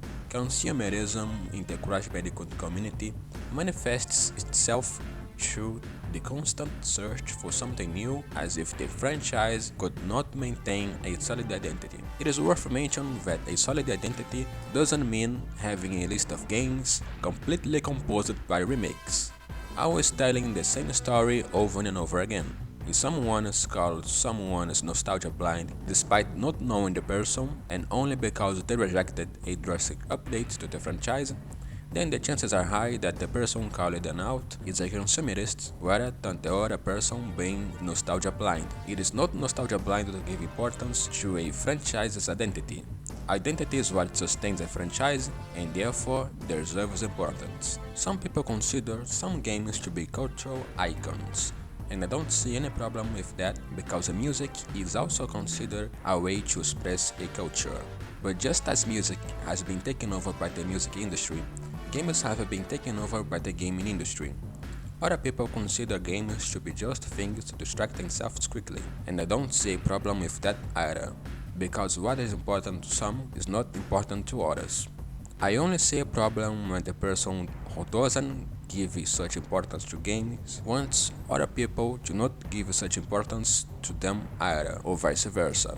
Since we are talking about a hobby dominated by an industry, we see that we are encouraged to be consumerists with games, and since consumerism is a social norm within the gaming community, those who do not follow this norm are often judged for being different.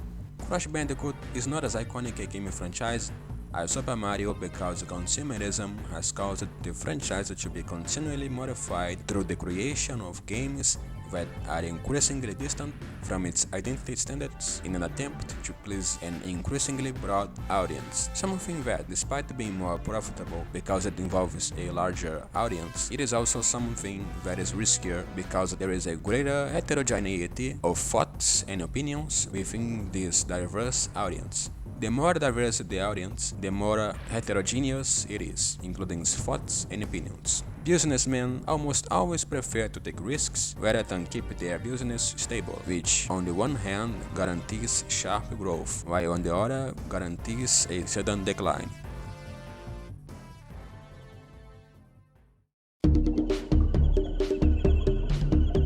The phrase "go touch grass" is often said as if that would solve something. But how will that solve it if this problem also exists in the real world? Historic buildings all over the world are being defaced to be transformed into generic looking buildings. The only decorations currently in production are minimalistic decorations. Current cars are all the same or very similar to each other. Objects in general no longer look like what they really are. Establishments have lost their original architecture, etc. What was done with the identity of the Crash Bandicoot franchise is not an isolated case. It is just a reflection of what has been happening for longer than the franchise has existed, hitting one thing at a time. Whenever something is created, its identity is eventually lost and the thing becomes generic or a parody of itself.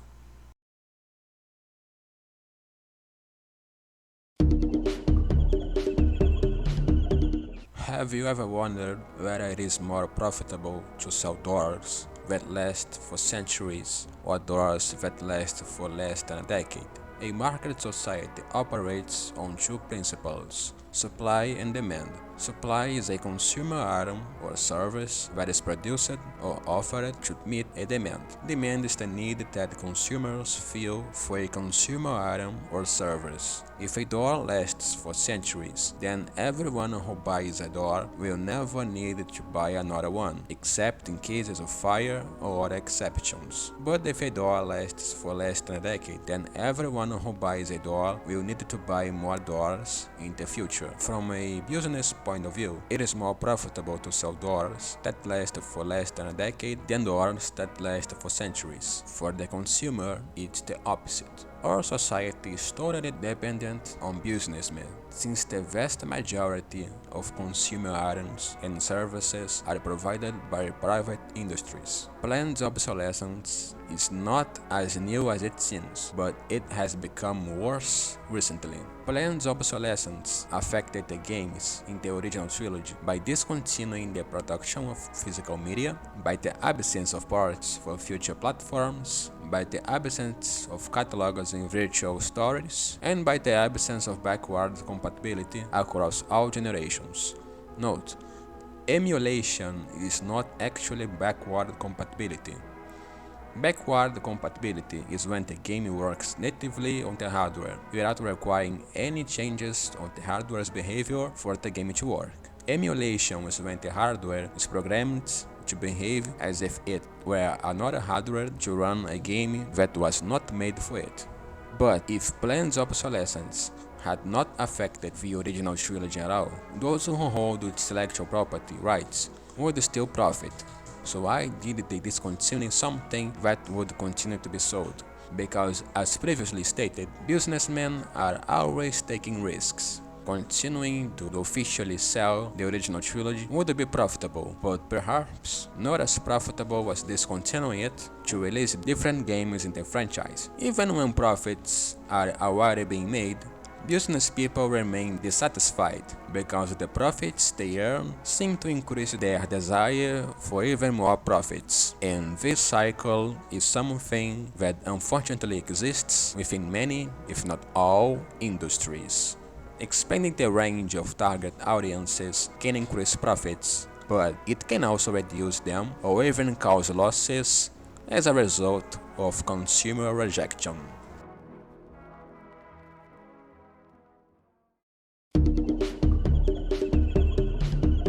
As each person has their own way of thinking due to numerous factors, including personality, the culture of their country, the culture of their region, the culture of their family, their life experiences, their needs, their interests, their ambitions, their religion, their age, their gender, their political ideology, their philosophy of life, etc. Therefore, it is not possible to please 100% of the world population equally. However, we are currently in the era of political correctness, where you should try your best to please everyone as if that were possible and the most important thing in the world. The phrase, "you are making me feel uncomfortable," has been weaponized in such a way that it can be abused to put anyone in a situation where they lose credibility, and in some cases suffer cancellation. People have become fragile feelings, and instead of working on their emotional intelligence, they do exactly the opposite. If before it was impossible to please everyone, now it is absolutely impossible to please everyone. However, this does not mean that we should be rude and disrespectful on purpose. Let us be polite and respectful, but without giving up our beliefs, our values, principles, and opinions. Let us treat others as we would like to be treated, and not as if they were unquestionable authorities.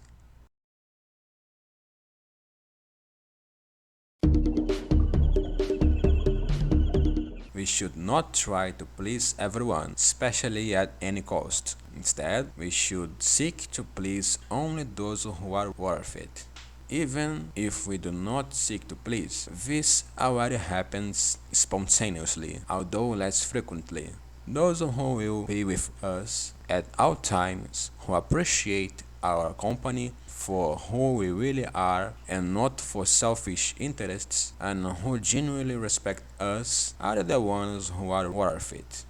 And as for those responsible for the Crash Bandicoot franchise, they should seek to please mainly the enthusiastic players who appreciate the original trilogy and the Wombat Bios. It was these players who kept the memory of Crash Bandicoot alive during those 9 years in which the franchise was abandoned by game studios and publishers. It was they who sustained the hype for the return of the franchise during the development and release of the remakes, especially the Ancient Trilogy. It was they who were excited during the release of the Ancient Trilogy, and they were the immediate buyers of the first copies of Ancient Trilogy, giving the industry confidence to produce and release future Crash Bandicoot games. True fans of the franchise are not those who just want to use it as a means to promote their ideologies. True fans are those who enjoy the games in the franchise simply because they are what they are. Just as they are fake friends and true friends, they are also fake fans and true fans. And although being a friend is something very different from being a fan, a fake friend has something in common with a fake fan. They are both dishonest.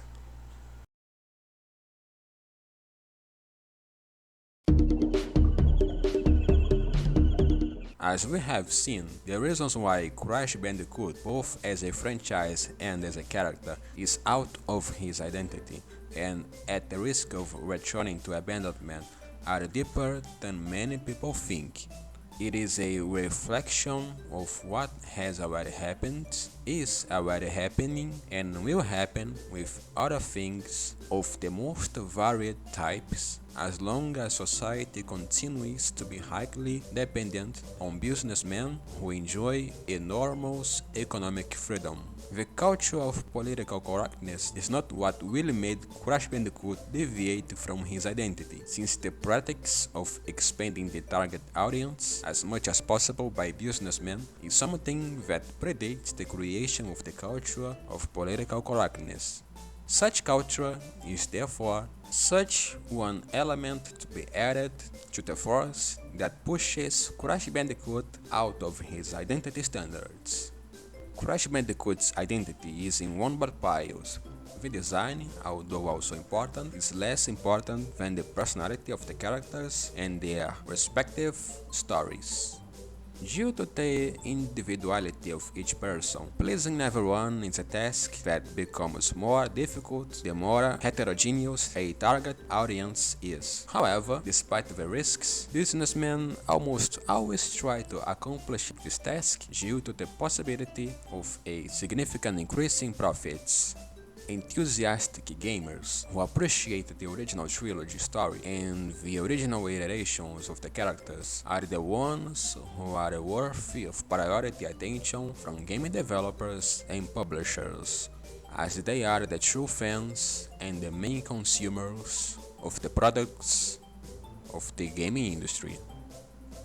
Games from the past really had a unique charm that few modern games have. This is not nostalgia, it is a fact. In addition to the charm that comes from the technology of the time, it is also remarkable the freedom of expression that writers and designers enjoyed in an era where political correctness was weak or non-existent.